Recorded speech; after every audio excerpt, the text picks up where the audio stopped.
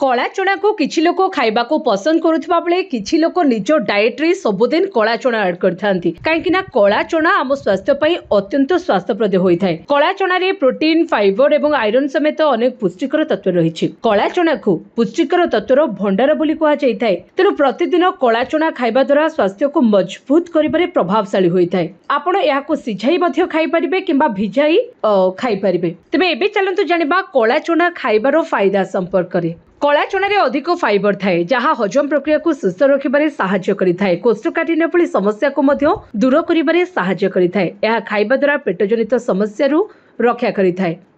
कला चना खाइबा द्वारा आपनक शरीर को प्रचुर परिमाण प्रोटीन मिलिथाए। यदि आपण एहाकु खाद्य रे शामिल करंती तेबे आपनक थकापण एवं दुर्बलता समस्या रु मुक्ति देइथाए। यदि आपण ओजन ह्रास करिबा को चाहुचंती तेबे आपण कला चना खाइ परिबे। एहा द्वारा ओजन ह्रास मध्य होइथाए काहेकि ना कला चना खाइबा द्वारा भोक को नियंत्रण करि हुए। दीर्घ समय पर्यंत आपण किछि न खाइले मध्य आपनको भोक लागि न थाए।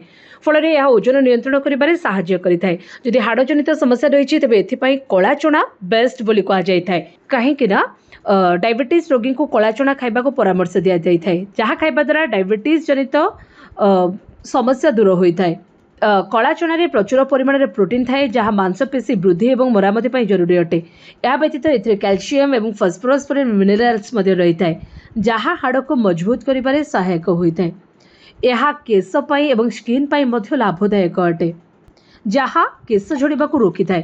तेणु प्रतिदिन आपण किछि मात्रा रे कला चना निश्चित भाव रे